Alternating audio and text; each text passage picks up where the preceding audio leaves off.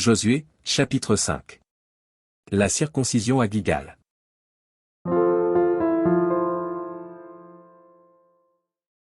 Lorsque tous les rois des Amoréens à l'occident du Jourdain et tous les rois des Cananéens près de la mer apprirent que l'Éternel avait mis à sec les eaux du Jourdain devant les enfants d'Israël jusqu'à ce que nous eussions passé, ils perdirent courage et furent consternés à l'aspect des enfants d'Israël. En ce temps-là, l'Éternel dit à Josué, « Fais-toi des couteaux de pierre, et circoncis de nouveau les enfants d'Israël, une seconde fois. » Josué se fit des couteaux de pierre, et il circoncit les enfants d'Israël sur la colline d'Aralot.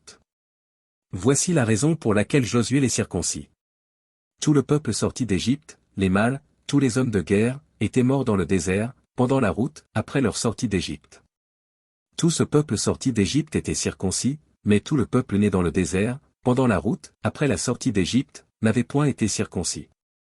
Car les enfants d'Israël avaient marché 40 ans dans le désert jusqu'à la destruction de toute la nation des hommes de guerre qui étaient sortis d'Égypte et qui n'avaient point écouté la voix de l'Éternel. L'Éternel leur jura de ne pas leur faire voir le pays qu'il avait juré à leur père de nous donner, pays où coule le lait et le miel. Ce sont leurs enfants qu'il établit à leur place, et Josué les circoncis, car ils étaient incirconcis, parce qu'on ne les avait point circoncis pendant la route.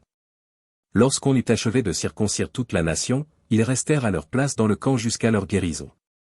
L'Éternel dit à Josué, « Aujourd'hui, j'ai roulé de dessus vous l'opprobre de l'Égypte. » Et ce lieu fut appelé du nom de Gilgal jusqu'à ce jour.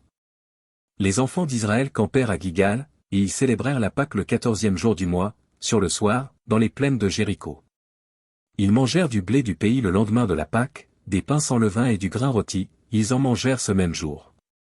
La manne cessa le lendemain de la Pâque, quand ils mangèrent du blé du pays, les enfants d'Israël n'eurent plus de manne, et ils mangèrent des produits du pays de Canaan cette année-là. Comme Josué était près de Jéricho, il leva les yeux, et regarda. Voici, un homme se tenait debout devant lui, son épée nue dans la main. Il alla vers lui, et lui dit, « Es-tu des nôtres ou de nos ennemis ?» Il répondit, « Non, mais je suis le chef de l'armée de l'Éternel, j'arrive maintenant. » Josué tomba le visage contre terre, se prosterna, et lui dit, « Qu'est-ce que mon Seigneur dit à son serviteur ?» Et le chef de l'armée de l'Éternel dit à Josué, « ôte tes souliers de tes pieds, car le lieu sur lequel tu te tiens est saint. » Et Josué fit ainsi.